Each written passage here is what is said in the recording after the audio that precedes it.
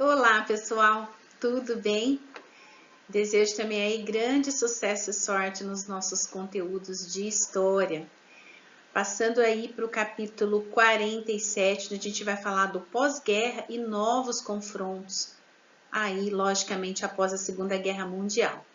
Pessoal, esse capítulo ele vai analisar o contexto internacional do pós-guerra, ou seja, pós-Segunda Guerra Mundial, onde houve aí uma reorganização geopolítica do mundo e a ascensão das duas grandes superpotências daquele período, Estados Unidos e União Soviética. E entre as medidas importantes estabelecidas aí, nós temos a criação da ONU, Organização das Nações Unidas, em 1945, e a aprovação em 1948 dos princípios dos direitos humanos de todos os povos do mundo, elaborado pela ONU aí que serve de referência até os dias de hoje. Eu gostaria que vocês dessem uma boa lida aí no box da página 683, porque tem aí alguns dos principais artigos aí na questão dos direitos humanos. Eu creio aí que vocês vão dar uma boa lida em todo o capítulo, é um capítulo bem importante para vocês que estão aí se preparando para o vestibular, tá?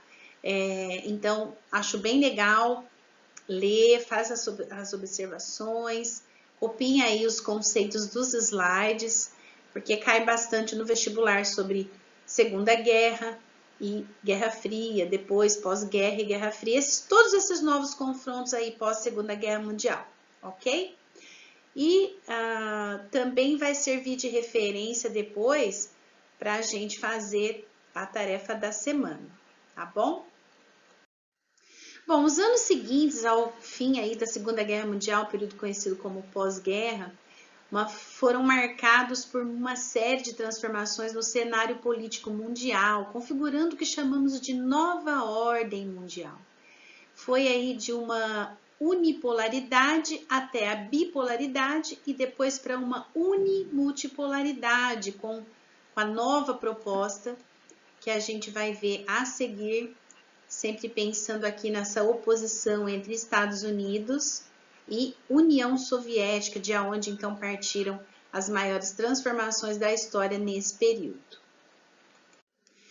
Eu fiz aqui um mapa mental com o tema central, Nova Ordem, as transformações mundiais no pós-guerra. Partindo aqui, pessoal, olha, da divisão da Alemanha, eu estou acompanhando os tópicos do livro, tá? Então, na pós-Segunda Guerra Mundial, o primeiro fato foi a divisão da Alemanha, ali com o Muro de Berlim. Berlim representou o início e o fim da Guerra Fria, certo?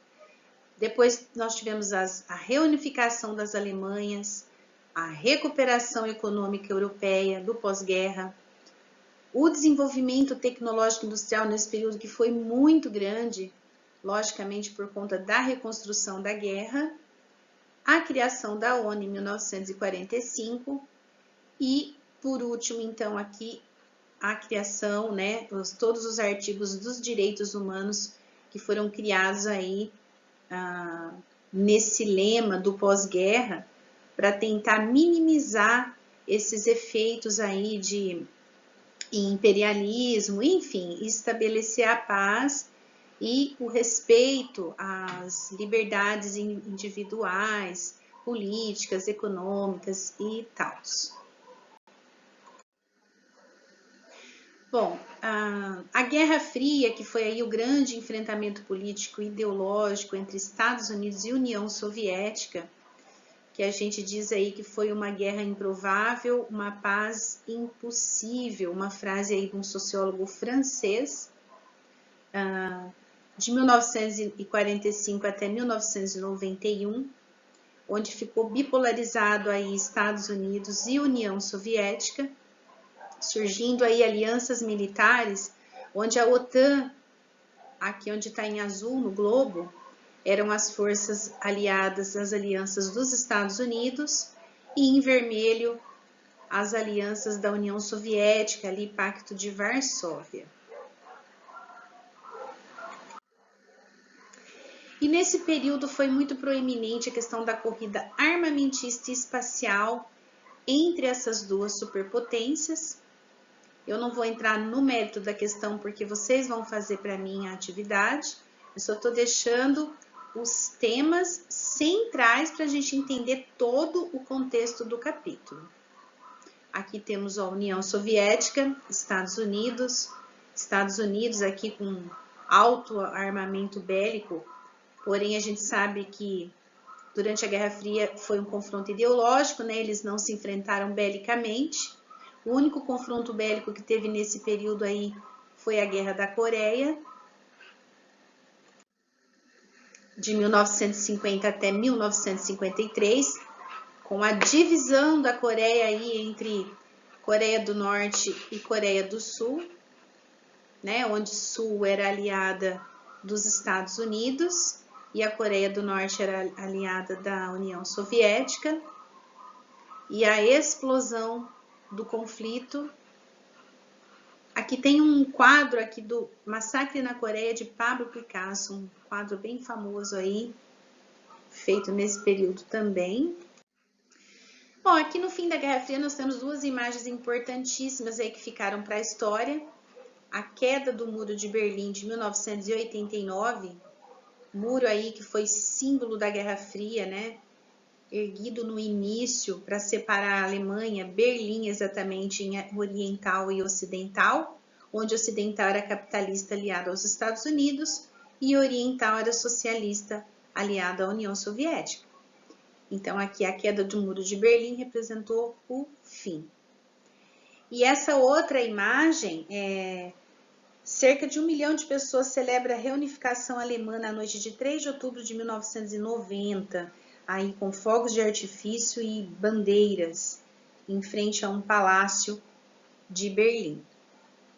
Então, o que aconteceu? Queda do Muro de Berlim, que resultou na reunificação ou unificação novamente das duas Alemanhas, e o desmembramento da União Soviética em 1991. São os 3 fatos aí marcantes do fim da Guerra Fria. Pessoal, vou apresentar para vocês então a tarefa dessa semana, que a gente vai fazer uma resenha. Como fazer uma resenha? Bom, é muito simples. Primeiro vocês vão identificar e apresentar o assunto a ser analisado.